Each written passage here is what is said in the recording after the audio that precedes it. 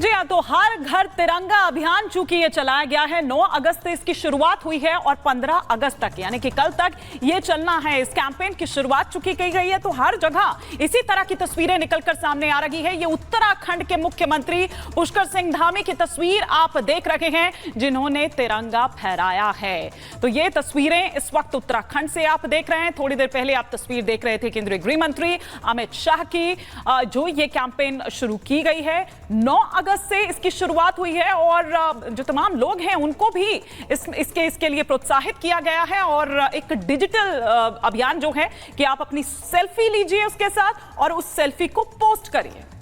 वो बिहार की राजधानी पटना से आ रही है, जहां पर मर्डर हुआ है। और मर्डर किसका हुआ है? बीजेपी नेता का। जिसके बाद मच गई है पूरे इलाके में, पूरे पटना में सनसनी मच गई है। कुछ बाइक सवार बदमाश आते हैं और उन पर ताबड़तोड़ गोलियों से वार कर देते हैं। बीजेपी नेता अजय शाह, जिनकी गोली मारकर हत्या कर दी गई है, सरेआम ये हत्या की जाती है। अब इस वक्त वहां पुलिस मौके पर मौजूद है, तमाम एंगल से ये तफ्तीश की जा रही है। मीनाक्षी, तो बीजेपी नेता अजय शाह की गोली मारकर के हत्या की गई है। बाइक सवार बदमाशों ने गोली मारी है और बीजेपी नेता की सरेआम हत्या कर दी है, जिसके बाद कई सवाल भी खड़े हो रहे हैं कि आखिरकार बिहार में सुशासन किधर है। राजधानी में यह हत्या की गई है और यह हत्या और लूट जैसी जो गंभीर घटनाएं हैं वो लगातार बिहार में हो रही है, लेकिन इन सब के बीच बीजेपी नेता की सरेआम हत्या की गई है। बीजेपी नेता की बाइक सवार बदमाशों ने गोली मार करके हत्या कर दी है। और आपको बता दें कि बीजेपी नेता का नाम बताया जा रहा है अजय शाह, जिनकी गोली मार करके हत्या की गई है। हालांकि अभी भी पुलिस के हाथ कुछ लगा नहीं है कि आखिरकार किसने ये हत्या की है। छानबीन की बात जरूर सामने आ रही है। 2 तस्वीर आपको दिखा रहे हैं। बीजेपी नेता अजय शाह, जिनकी हत्या हुई है और बदमाशों ने सरेआम गोली मारी, जिसके बाद पुलिस मौके वारदात पर पहुंची। अलंग थाना क्षेत्र के अंतर्गत बजरंगपुरी एरिया में ये सूचना मिली कि अजय कुमार नामक एक व्यक्ति को, जो उनका दुकान है, वहीं उनको जो है गोली मारकर हत्या कर दी गई है। इस संबंध में एएसपी सिटी त्वरित रूप से घटनास्थल पर पहुंचे हैं और हम सभी लोग अभी आसपास जितने भी सीसीटीवी फुटेजेस वगैरह हैं उस सभी का अवलोकन कर रहे हैं। अभी तक के अनुसंधान में ये आया है कि उसमें 2 अज्ञात अपराधकर्मी बाइक पर आए थे, जिनके द्वारा ये घटना कारित की गई है।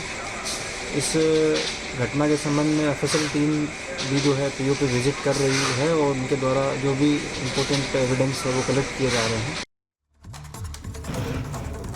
तो हम आपको ये तस्वीर दिखा रहे हैं अजय शाह की, जिनकी गोली मारकर हत्या कर दी गई है। हमारे वरिष्ठ सहयोगी प्रकाश सिंह इस वक्त हमारे साथ जुड़ चुके हैं। प्रकाश जी, क्या पुलिस की इन्वेस्टिगेशन कहां तक पहुंची? क्या कह रही है पुलिस और क्या आखिर वजह है कि क्यों नहीं रुक रही इस तरह की घटनाएं? हम प्रकाश जी हमारे वरिष्ठ सहयोगी से बात करेंगे, लेकिन आपको दिखा रहे हैं कि कारोबारी अजय शाह किस तरह से उनकी गोली मारकर हत्या कर दी जाती है। कुछ बाइक सवार बदमाश जो हैं वो आते हैं और इनकी गोली मारकर हत्या कर दी जाती है। लेकिन पिछले कुछ दिनों में अगर देखें तो हत्या और लूट जैसी जो इस तरह की घटनाएं हैं वो आम हैं और इस तरह की घटनाएं रुकने का नाम नहीं ले रही है। सवाल उठा रहा है विपक्ष, कहां है सुशासन?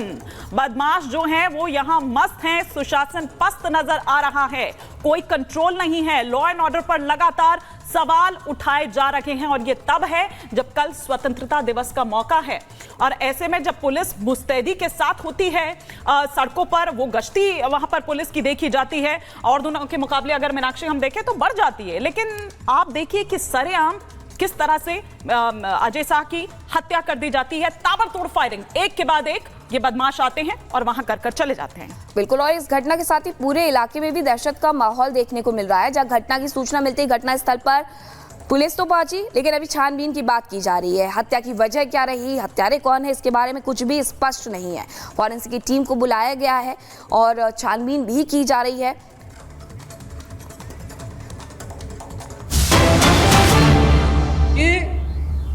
उनको कि अगर इन निरीह कमजोर लोगों के इस पक्ष में इन्होंने आवाज निकाली तो इनका वोट बैंक खिसक जाएगा। वोट बैंक की चिंता है, लेकिन मानवीय संवेदना इनकी मर चुकी है।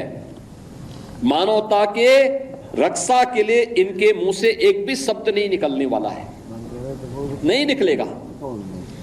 क्योंकि इन्होंने आजादी के बाद लगातार उसी प्रकार की राजनीति को प्रेरित और प्रोत्साहित किया, उसको लेकर के आगे बढ़ते रहे। ये लगातार बांटो राज करो की उस राजनीति के तहत ये लोग देश के अंदर कार्य करते रहे। अंग्रेजों से सत्ता इन्होंने उस समय प्राप्त की। ये वास्तव में भारत की सत्ता का नेतृत्व नहीं कर रहे थे, बल्कि अंग्रेजों के ही, ब्रिटिशर के ही मानस पुत्रों के रूप में इन्होंने भारत की सत्ता को उस रूप में संचालन करना शुरू किया जैसे ब्रिटिशर इस देश के अंदर कर रहे थे। और आज उसी का दुष्परिणाम यह देश लगातार चुकाया है, अखंड हिंदुस्तान चुकाया है। लेकिन हमारा संकल्प है, महर्षि अरविंद ने जो 1947 के पहले घोषणा की थी, आजादी की त्रास, देश की विभाजन की त्रासदी आजादी के मिलने के बाद अक्सर उन्होंने इस बारे में अपनी चिंता व्यक्त भी की और उन्होंने इस बात को कहा था कि आध्यात्मिक जगत में पाकिस्तान कोई वास्तविकता नहीं है, या तो उसका भारत में विलय होगा या पाकिस्तान इतिहास से समाप्त होगा, हमेशा के लिए समाप्त होगा।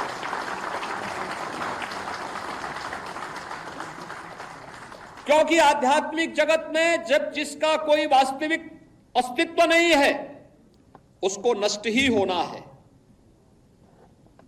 और उसकी नष्टता, उसके नश्वरता को हमें संदेह की निगाहों से नहीं देखना चाहिए। हमें मानना चाहिए ये होगा, लेकिन इसके लिए हमें भी तैयार होना होगा, हमें भी अपने आप को तैयार करना होगा। हमें अपनी उन गलतियों का परिमार्जन करना पड़ेगा जिन गलतियों के कारण विदेशी आक्रांताओं को भारत के अंदर घुसने, भारत के पवित्र तीर्थ स्थलों को अपवित्र करने,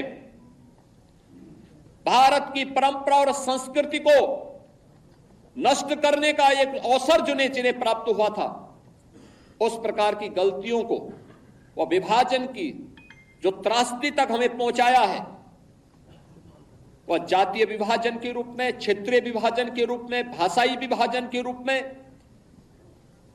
इन सभी से उभर करके हम सबको राष्ट्र प्रथम के भाव के साथ मिलकर के कार्य करना होगा।